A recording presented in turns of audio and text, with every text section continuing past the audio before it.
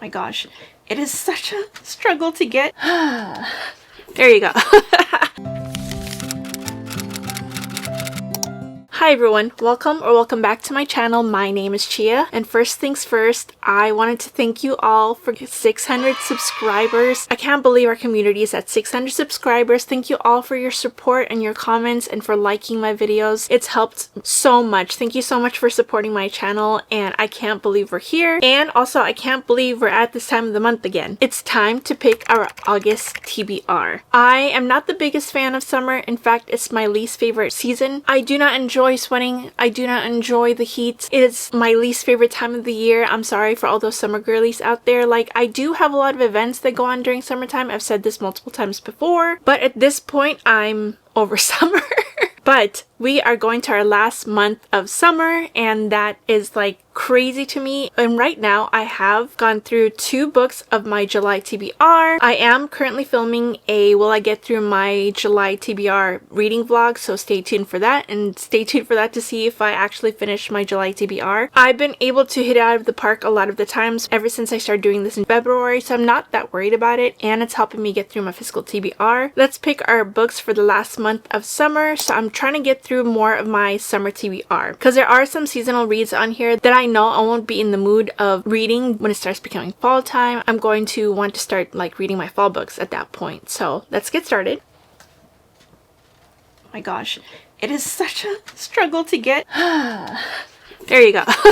I'm going to be using again my trusty prompt jar. So the first prompt, let's see. Look, it's not as full anymore because I've been choosing so many. I think I mentioned in the beginning of this video that I'm going to be choosing 5 prompts. So I hope there's more variety this month, because in July it picked all fantasies and 1 dystopian and 1 romance. So I want more of a variety because I do have a lot of like other literary fictions I want to pick up. So what is the first one? You know, sometimes I put like my prompts up to the camera and then I realize that I don't really like let you fully see it because it's so blurry. So sorry, I'm gonna try my best to make that better. A book with your favorite color. Ooh, my favorite color has like changed over the years. At first it was like royal dark purple, and now it's more pastel colors. So maybe I'll find something with like pastel in it and dark purple. So let's see. Here's one that's off of my summer TBR, Shark Heart by Emily Habak. It's the dark purple that I like. I don't know if it's coming off dark on camera, but it's the purple that I like. Here's another dark purple one. I think this was like, I considered this last month too. It's one of my Fairy Loot books, so it's definitely like on the contender list. Let me see if I could find one with like pastel colors. Ooh,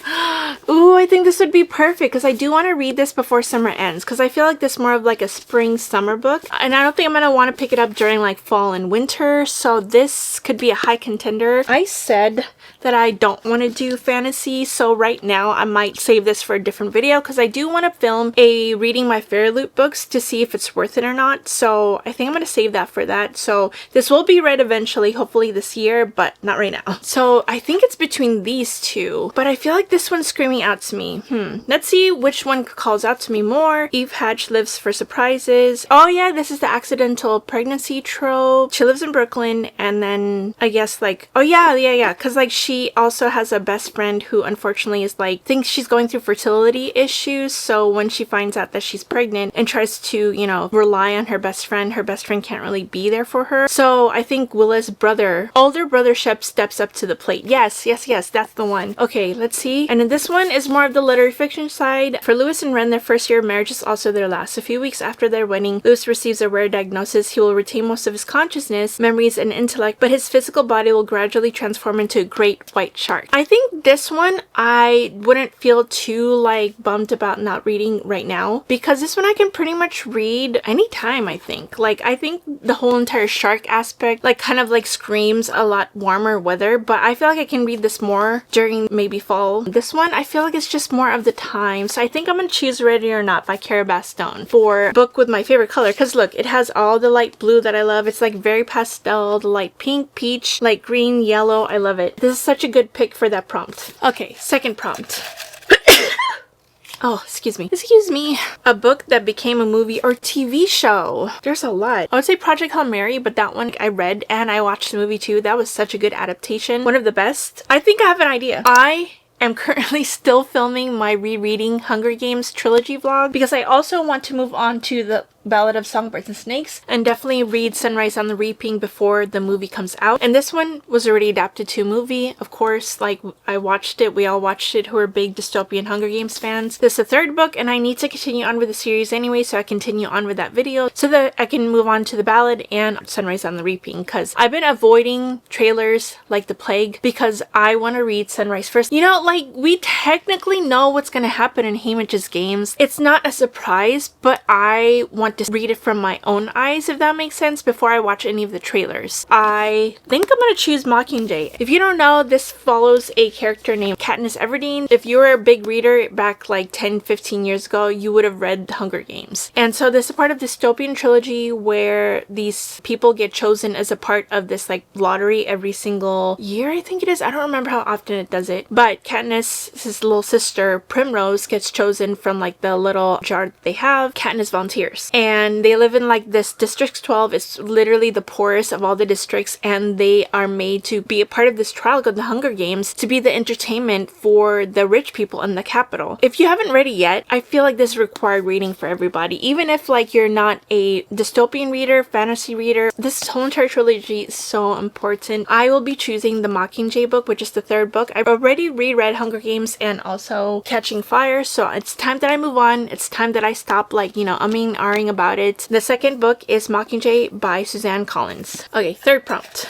A book with a title you love. It's not like I love these, like, actually, there's one book, really, I don't know why I love this title so much, but I think it's just the repetitiveness of the word, which is Tomorrow and Tomorrow and Tomorrow. I recently acquired this in like a part of my book haul that I did a couple months ago, and I've been wanting to read this since 2024, ever since it became like super popular. And I think this like follows two friends who end up meeting when they're kids, but they end up like becoming good friends after they work on this video game together. I think so. I'm not too sure. I think I'm just gonna go into it blind. I love how this title kind of really sticks out in my head because you remember the same word that's repeated tomorrow and tomorrow and tomorrow. And I feel like that repeat of the word is going to be significant in the story. I just want to know how it ties into the whole entire story, and I've been meaning to read this for forever. And this was a perfect excuse, and I love the cover. It's so, like, it's filled with like digital coloring, and like there's water. Is that water in the background? I'm not too sure. I think so. It's waves, I think. And I'm really interested to see if I will like this book, especially with the integration of like little video game references here and there. That's what I heard. I'm not like a huge video game fan, but I know a lot of references, and it is tied to my childhood since I played a lot of Mario games. I'm a huge Animal Crossing fan. The third book is going to be Tomorrow and Tomorrow and Tomorrow, literary fiction by Gabrielle Zevin. Fourth prompt. Scroll on Instagram until you find an unread book you own. Okay, so let's see. Let me screen record for you guys so you could see which one is going to be the first book. Okay, this is perfect that this is the first book I see because I have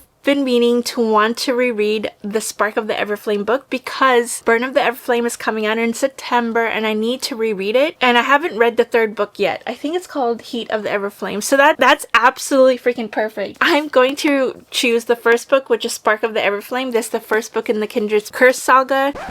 Editing Chia here. As a preface, I do realize at the end that the book had to be unread. I know that I could have used this to reread the first two books in the Kindred's Curse saga and read the third one, since the third one technically I hadn't read yet. But there's no guarantee that I'll be reading it all in August. I do fix this at the end and choose a different book. This is why, my friends, reading comprehension is so important, so don't be a big dum-dum like me and skip over words. Anyways, it's adult fantasy romance. We follow a character named DM, and she is a healer, and then her mom unfortunately disappears a few months before, and she has to take over a lot of her mom's old duties. And one of the duties she found out she used to have was to be the healer to the royal family. So she ends up going to take that duty, and she doesn't like the royal family because like they're part of this like elitist like magical community called the Descendants. They're basically descendants from gods, and so they are constantly having like the best privileges, and they live in the best cleanest cities. And also while she's there, she has interaction interaction with the Prince Luther Corbois, I think his last name was. Oh my gosh, if you have not met Luther, meet him please. He is literally one of the best MMCs of all time. He yearns. He's one of those MMCs where I will crawl to the ends of the earth to do anything you want me to do. It's so good. If you've heard about DM, she's one of the most insufferable female main characters ever, at least in my opinion. She has to navigate a lot of like new things to her, and she does it in like the most dumbest ways, in the kindest way I could say. But I'm hoping that I see character development in Heat of the Everflame and also the new one coming out. So this was absolutely perfect that this came on my Instagram feed, because I do want to reread the series. I just have to read the first two and read Heat for the first time, and I have about 6 weeks to do that. So let's go and do this. So the fourth prompt is going to be rereading the Kindred's Curse saga, starting with Spark of the Everflame. And then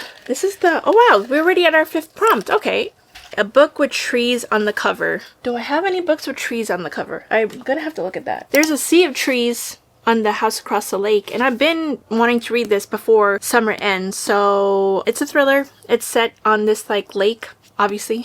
So I think it's about this woman who goes off here for vacation, and she spies on the couple across the way and ends up becoming like friends with them, and then the wife ends up disappearing. So that's on the list. Let's see if I can find anything else. Ooh, There Are Trees in This Story Might Save Your Life by Tiffany Crum. It's about these two podcasters. They're best friends, and I guess one of them disappears. I might want to use my credits for the audiobook, because this one I heard is better through audiobook because it gives like the podcast elements in here. I think I'm gonna eventually end up reading this anyways. I think August is like perfect for this one, or I might just end up before the end of July. We shall see. Thrillers doesn't take me that long to read anyway, so I've been meaning to read this. Like I said, I've been wanting variety in my books, and so a mystery thriller I feel like would be good, and also it would help because I can read the audiobook. So let's choose This Story Might Save Your Life, a novel by Tiffany Crum, and I've been meaning to read this. It's a lot of mixed reviews online, that's what I saw, but I want to form my own opinion about it, as you all should, especially if there's a book that you really want to read, and I know like some people have been giving mixed reviews about it. Just read it anyways. Check it out from your library, audiobook it, see if it's on Kindle, like unlimited, whatever. Read it yourself and form your own opinion. That's what I always tell people about the book. Okay, that's it. Wow, we really have a good variety this month, which I'm so excited about because some of these books have been on my TBR for the longest time. Let's go over all the books for the August TBR. A book with your favorite color, Ready or Not by Cara Bastone. A book that became a movie or TV show. I'm rereading The Mockingjay by Suzanne Collins. A book with the title You Love,